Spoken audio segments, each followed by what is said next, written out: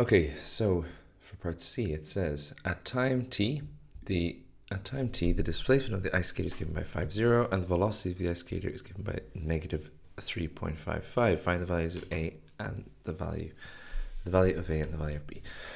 Okay, I brought in this to remind us this is our we're going to use it. This is our displacement vector, and this is our velocity vector.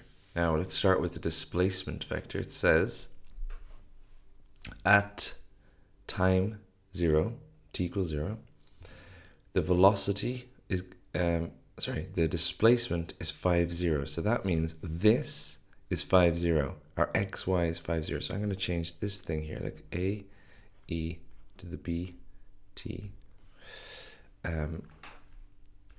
cos t over a e to the b t sine t. And I'm going to say this equals 5,0 when t equals 0. So now I just sub in t is 0 here. Now look what happens when I sub in t is equal to 0 here. I get a e to the 0, which is just a times 1, which is a, and I get cos of 0, which is 1. So I end up with this kind of first equation here, if you like, a equals 5.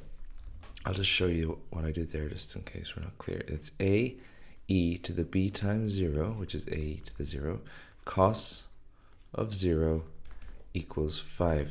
Now this is 1, and you're just left with a. So a equals 5. So now I found a. If I sub 0 into this one, well, what happens is I get sine of 0 is 0, and I just get 0 equals 0. So that's not useful. So I can't use that to find b. But I have my a is equal to 0. And now I need to use the second part of this equation. So he says, now he says, find the value, or use the velocity vector, which is this.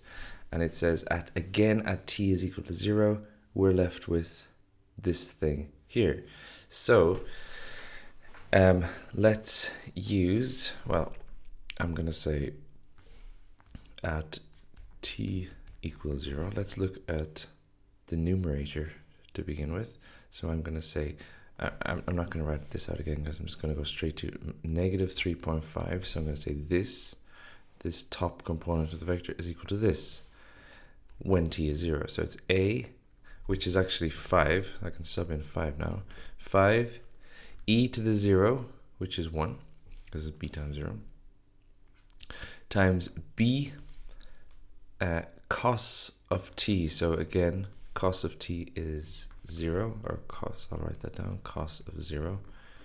Sorry, cos of 0 is 1. So that's going to be 1 minus sine of 0, which is 0. Now again, I have to use, only the top one will work, because here, if I sub in 0 into this, I'm going to get b times 0, and the b's cancel out, and I'm just going to be left with, well, I'm just going to be left with a equals 5, which is not useful because I already have a equals 5. Okay, so let's finish this. Minus 3.5 equals, this is just 5 times b, because that's 1, and that's 0. So it's just 5b.